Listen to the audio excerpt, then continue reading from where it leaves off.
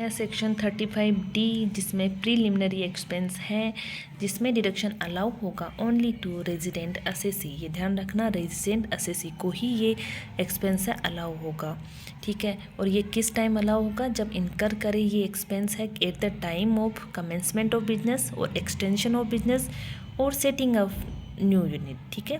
इस टाइम पे resident assessee को डिडक्शन अलाउ हो जाएगा फॉर प्रीलिमिनरी एक्सपेंसेस के लिए। फिर अब ये देखेंगे कि ये जो डिडक्शन मिलेगा ना, उसकी अमाउंट क्या होगी, मतलब कितनी अमाउंट तक डिडक्शन मिल सकता है।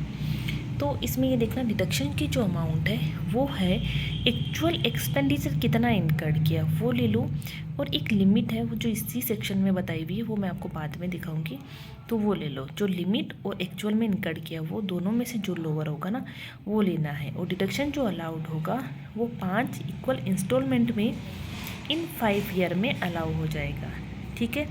और इसमें ध्यान रखना, in case of amalgamation D merger remaining जो डिडक्शन होगा ना, जो बचेगा वो अलाउ किसको होगा? अमालगमेटेड और रिजल्टिंग कंपनी को, ओके।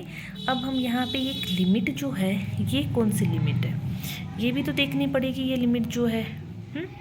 अब हम देखते हैं ये लिमिट कौन सी है। तो अब ये इसको बोलते हैं मैक्सिमम लिमिट ऑफ डिडक्शन, इससे ज़्यादा मिल ही नहीं सकता, फिर चाहे तुम एक्चुअल कितना ही एक्सपेंडिचर कर दो। तो अब इंडियन कंपनी के केस में क्या होगा कि 5% ऑफ कॉस्ट ऑफ प्रोजेक्ट और capital employed whichever is higher, वो अमाउंट का मैक्सिमम लिमिट है डिडक्शन की। और अदर रेजिडेंट असेसी के लिए 5% ऑफ कॉस्ट ऑफ प्रोजेक्ट, ठीक है।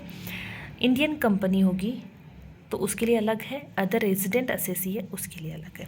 अब इंडियन कंपनी केस में देखो, कॉस्ट ऑफ प्रोजेक्ट में क्या क्या इंक्लूड किया गया, वो सारी अमाउंट लेंगे जो इन्वेस्ट की गई है in fix assets of the new business, या फिर एक्सटेंशन किया है बिजनेस का, या फिर न्यू यूनिट, उसकी फिक्स असेट्स के अंदर जितनी अमाउंट इन्वेस्ट की है वो कॉस्ट ऑफ प्रोजेक्ट है। देन कैपिटल एम्प्लॉयड किया, ये सब आपको पता है, ठीक है, आपने एसएफ में पढ़ा है। Share capital plus debenture plus long term borrowing of new business की। शेयर कैपिटल में है रिजर्व सरप्लस, शेयर प्रीमियम को एक्सक्लूड करेंगे और बाकी हम शेयर कैपिटल ले लेंगे, ठीक है। ये चीज़ें आप एक बार पढ़ोगे, ये लास्ट टाइम पढ़ने वाली चीज़ें हैं, तो ध्यान रखना 5% लगेगी। 5% किसका?